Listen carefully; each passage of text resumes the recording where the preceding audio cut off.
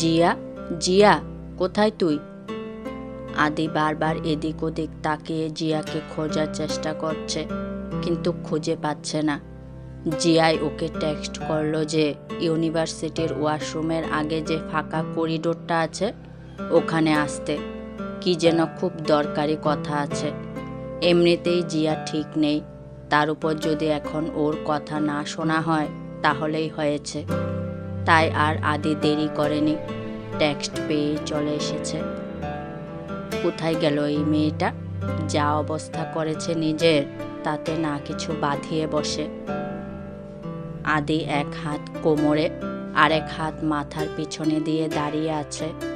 এমন সময় কেউ পিছন দিয়ে ওর শার্ট টেনে যে হাত কোমরে ছিল সেই হাত ধরে ফেরালো। ব্যক্তিটির দিকে ফিরতেই আদি কিছু বলবে, তার আগে ব্যক্তিটি ওর বুকে ঢলে পড়ল। জিয়া, জিয়া, তুই ঠিক আছিস? কি হয়েছে? হ্যাঁ, ব্যক্তিটি আর কেউ নয়, জিয়া। জিয়া ধীরে ধীরে শক্ত করে আদিকে জড়িয়ে ধরল, কোনো কথা না বলে, কারণ জিয়া ঠিকমতো দাঁড়ানোর অবস্থাতেই নেই। আমি আদিকে খুঁজতে খুঁজতে ওনার পিছু নিয়েছিলাম, কিন্তু জিয়ার সাথে ওনাকে এভাবে দেখব ভাবিনি। জিয়ার অবস্থা এমন কেন, এটাই ভাবছেন তো? তাহলে চলুন জেনে আসা যাক। কিছুক্ষণ আগে ভার্সিটির হলরুমে ফ্রেশার্স পার্টির আয়োজন করা হয়েছে। প্রায় ভালোই স্টুডেন্টসদের আনাগোনা শুরু হয়ে গেছে ইতিমধ্যে। আমি পার্টির এক কোণে একা দাঁড়িয়ে আছি। এমন নয় যে আমি একা এসেছি, আমার সাথে কোয়েল এসেছে, কিন্তু ওর দরকারি কল আসায় ও একটু অন্যদিকে গেছে। ভাগ্যিস ফ্রেশার্স পার্টির আগেই কোয়েল সম্পূর্ণ সুস্থ হয়ে উঠেছে, না হলে আমি যে কিভাবে একা একা থাকতাম কে জানে। এখনই তো কেমন একটা বোর লাগছে। কি ম্যাডাম, এখানে একা দাঁড়িয়ে আছেন যে? আমি পাশে তাকিয়ে দেখলাম সৌভিকদা আমার দিকে তাকিয়ে আছে, হয়তো উত্তরের আশায়। আমি উত্তর দিলাম, কোয়েল একটু অন্যদিকে গেছে, তাই অপেক্ষা করছি ওর। সারাটা সময় কোয়েলের সাথে থাকলে হবে? আমাদেরকেও তো একটু চান্স দিতে হবে, তাই না? শুধু আমাকে দিলেই হবে। আপনি কি কোয়েলকে লাইক করেন? আমার প্রশ্নে উনি বাঁকা হেসে বললেন, বুঝে গেছো তাহলে? কিন্তু তোমার বান্ধবী তো আর পাত্তা দেয় না, তাই তুমিই দাও। আমার তো মেয়ে হলেই হলো। শেষের কথাটা সৌভিকদা বিড়বিড় করে বললেও কথাটা আমার কানে ঠিকই এসেছে। ওনার কথার উত্তরে মৃদু হেসে বললাম, আপনি যেমন ধরনের মেয়ে খুঁজছেন সেই ধরনের মেয়ে আমি নই, আর কোয়েলও না। তাই চান্সটা অন্য জায়গায় নিন, বেটার হবে। আচ্ছা, তা তুমি কেমন ধরনের মেয়ে বলো একটু? তোমার ধরনের কথা শুনে হয়তো আমার টেস্ট চেঞ্জ হয়ে গেল। হঠাৎ করে সৌভিকদা আমার দিকে এগোতে শুরু করলে আমি পিছতে থাকি। পিছতে পিছতে দেওয়ালে পিঠ ঠেকে গেলে উনি আমার মাথার দুপাশে হাত রেখে আমার সামনে ঝুঁকে দাঁড়ান। বুঝতে পারি উনি নেশা করে আছেন। কি হলো, কিছু বলো। উনি আমার মুখের দিকে আরো এগিয়ে এলে আমি ওনাকে ধাক্কা দিতে যাব, এমন সময় ওনার কলার ধরে কেউ পিছন দিকে টেনে নিল। উনি পুরোপুরি সরে যেতে দেখলাম আদি দাঁড়িয়ে আছে, আর আদির পিছনে কোয়েল। কোয়েল আমার কাছে এসে জিজ্ঞেস করলো, কোনো অসভ্যতামি করেছে নাকি? আদিদাকে বল তাহলে।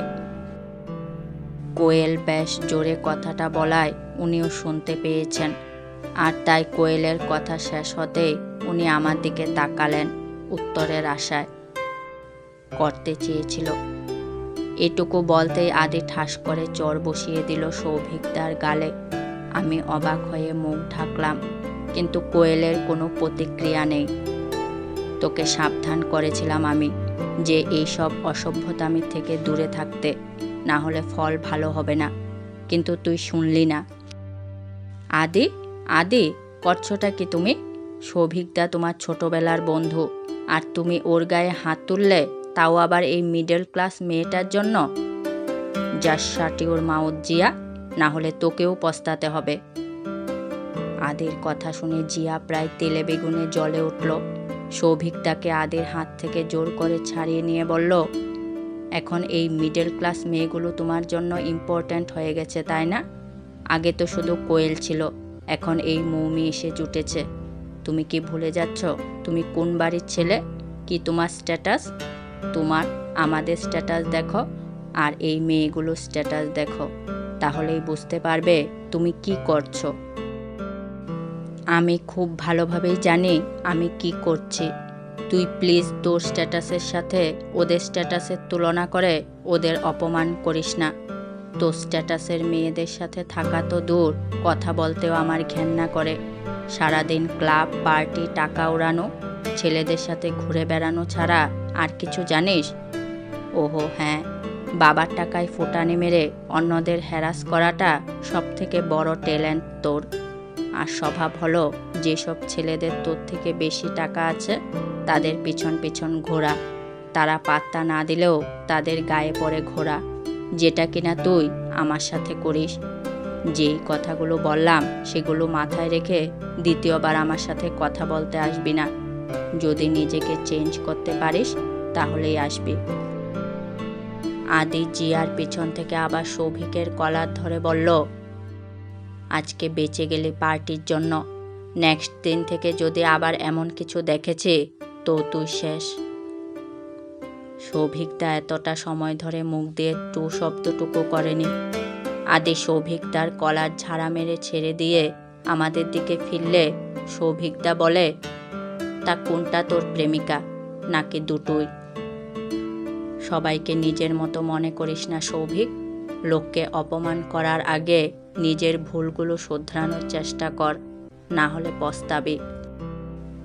আদি আমাকে এক হাতে জড়িয়ে নিয়ে অন্য হাতে কোয়েলের হাত ধরে ওখান থেকে আমাদের নিয়ে চলে এলেন। হলের অন্য প্রান্তে এসে আমাদেরকে দাঁড় করিয়ে রেখে উনি চলে গেলেন। সেই দেখে আমি কোয়েলকে বললাম, কোয়েল আমি আসছি একটু। কোয়েলকে কিছু বলার সুযোগ না দিয়ে আমি ওনার পিছনে চলে এলাম। ওনার মুখ দেখে বোঝা যাচ্ছিল উনি কতটা রেগে আছেন। ওনার পিছন করে ব্যালকনিতে এসে দেখি উনি দেওয়ালে সজোরে একটা ঘুষি মারলেন। আরে আপনি করছেনটা কি? মাথা খারাপ হয়ে গেছে আপনার? আমি সঙ্গে সঙ্গে এসে ওনার হাত ধরে আমার দিকে ঘুরিয়ে নিলে উনি আমার হাত থেকে নিজের হাত ছাড়িয়ে নিয়ে বললেন, আমাকে একা ছেড়ে দাও, তুমি যাও এখান থেকে। আমি কিছুক্ষণ চুপ থেকে বললাম, আমার জন্য নিজের বন্ধুদের সাথে এভাবে ঝগড়া করবেন না। আমি আপনার তেমন কেউ হই না যে আমার জন্য আপনার সম্পর্ক নষ্ট করবেন। উনি কোয়েলকে নিয়ে তেমন খারাপ কথা বলেননি, আর ওর সাথে তো কোনো অসভ্যতাও করেনি। তাহলে কেন এভাবে রিয়্যাক্ট করলেন? আমার সাথে অসভ্যতামি করেছিল, আমি বুঝে নিতাম।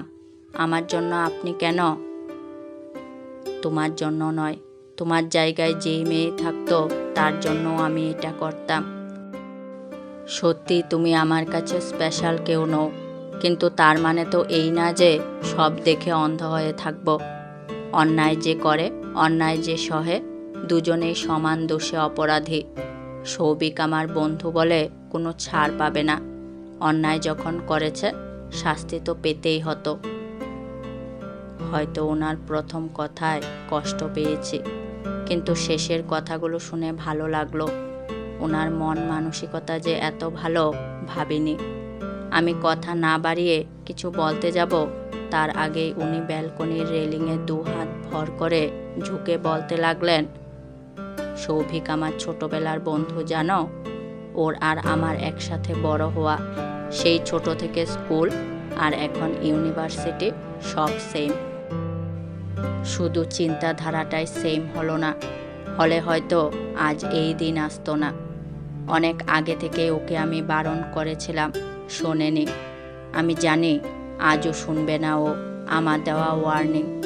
ও জানে না এর ফল কতটা ভয়ানক হতে পারে। কথা শেষ করে আদি একটা নিঃশ্বাস ফেলে আমার দিকে ঘুরে কিছু বলবেন, তার আগে আমি ওনার হাত দেখে বললাম, আপনার হাতটা তো লাল হয়ে গেছে। আমার কথা শুনে উনি নিজের হাতের দিকে একবার তাকিয়ে নিয়ে আমাকে বললেন, ও কিছু হবে না, একটু বরফ দিয়ে নেব, তুমি যাও, কোয়েল ওখানে একা আছে। উনি আমার দিকে এগিয়ে এসে আমার হাত নিজের হাতের মাঝে নিয়ে হাঁটতে শুরু করলেন। আমাকে কোয়েলের কাছে রেখে উনি ওনার বন্ধুদের কাছে যাবেন। সে সময় আমি বললাম, বেশি মাথা গরম করবেন না, রাগের বশে ক্ষতি হয় শুধু, লাভ না। আগের দিনের মতো আমার কথা শুনে শুধুই হাসলেন। উনি যাবেন, ঠিক সেই সময় জিয়া টলমলে পায়ে ওনাকে জড়িয়ে ধরল। জিয়া, তুই এভাবে? ইয়েস, আমি এভাবে। আমি ছাড়া তোমার কাছে তো দূর, আশেপাশেও কেউ আসতে পারবে না, আমি দেব না। তুমি শুধু আমার, বুঝেছ? শুধু আমার। এইসব মিডল ক্লাস মেয়েরা তোমার জন্য নয়, শুধুমাত্র আমি ডিজার্ভ করি তোমাকে। কথাটা বলে আদিকে কিছু বলার সুযোগ না দিয়ে জিয়া চলে যায়। কোয়েল আদির কাছে এগিয়ে গিয়ে বলে, নাও, আবার একটা ঝামেলা। এই মেয়েটাকে নিয়ে যে আমি কি করব কিছুই বুঝতে পারি না। ছেড়ে দাও, সব ঝামেলা শেষ। পারছি আর কোথায় ছাড়তে, আর মনেও হয় না পারবো বলে। মানে? কোয়েলের প্রশ্ন শোনার আগে আদি চলে গেলেন। আমি কোয়েলের কাছে এগিয়ে গিয়ে বললাম, বাদ দে, ওনাদের ব্যাপার ওনারা বুঝে নেবেন। তাই বলে জিয়া তোকে এভাবে সবসময় অপমান করবে সেটা তো হতে পারে না, তাই না? বেকার ঝামেলা করিস না, আস্তে আস্তে হয়তো সবটা ঠিক হয়ে যাবে। আজকে উনি যেভাবে জিয়াকে অপমান করেছেন তাতে ওর এমন রিয়াক্ট করাটা স্বাভাবিক। বর্তমান সময়ে জিয়া আদিকে ছেড়ে ওনার দিকে তাকিয়ে বলল, কেন এতটা প্রোটেক্টিভ তুমি ওদের জন্য? কই, আমার জন্য তো এরকম রিয়াক্ট করো না কোনো সময়, শুধু অপমান করো আর দূরে সরিয়ে দাও আমায়। জিয়া, এইসব কথা পরে হবে, এখন তুই বাড়ি চল। কে বলেছিল এভাবে ড্রিঙ্ক করতে? তোমার জন্য করেছি, তুমি আমাকে অনেক অনেক হার্ট করেছো আজকে ওই মিডল ক্লাস মেয়েটার জন্য। ওকে ফাইন, তুই চল এখন। নো, আগে বলো তুমি আমাকে ভালোবাসো, তা না হলে আমি কোথাও যাব না, কিছুতেই না, আজকে তোমাকে বলতেই হবে। জিয়ার কথা শুনে আমার মনটা কৌতূহলে ভরে উঠল। আমার মনও হয়তো আদির উত্তরের অপেক্ষা করছে। ইয়া, আই লাভ ইউ। আদির কথা শুনে আমি 2 কদম পিছিয়ে এলাম। যেই দেওয়ালটার আড়ালে ছিলাম সেখান থেকে ভুলবশত বেরিয়ে এলাম, যার ফলে জিয়া আমাকে দেখে ফেলল। ও আদিকে ছেড়ে আমার দিকে এগোতেই আদি আমায় দেখতে পেলেন। জিয়া আমাকে এসে বলল, খুব ভালো হয়েছে তুমি এখানে এসেছো। শুনেছ আদি কি বলেছে? He loves me, only me, তাই ওর থেকে দূরে থাকো, ওকে? জিয়ার কথার উত্তর না দিলে জিয়া পিছিয়ে গিয়ে একবার আমার দিকে তাকিয়ে বলল, হে আদি, ওর দিকে একবার তাকিয়ে দেখো, ওর ড্রেস আপটা একবার দেখো জাস্ট। ফ্রেশার্স পার্টিতে বেহেনজিদের মতো চুড়িদার পরে এসেছে, তাও সস্তার। ও মাই গড, এরকম একটা খ্যাত মেয়ে তোমাকে ডিজার্ভ করে না, বুঝলে? তোমাকে শুধু আমি ডিজার্ভ করি। কথা শেষ করার আগেই জিয়া পরে যেতে নেয় আর আদি ওকে ধরে ফেলে। এক মুহূর্ত অপেক্ষা না করে জিয়াকে কোলে তুলে নেন আদি আর চলে যান। এতক্ষণ নিজেকে সামলে রাখতে পারলেও আর পারিনি নিজেকে সামলে রাখতে। 2 হাত দিয়ে মুখ চেপে ধরে হাউমাউ করে কেঁদে উঠি। কাঁদতে কাঁদতে ওখানে বসে পড়ি। ফোনের রিংটোনে ঘোর কাটলে দেখি কোয়েল কল করেছে। কল কেটে দিয়ে উঠে বেরিয়ে যায় ভার্সিটি থেকে। গন্তব্য কোথায় জানা নেই।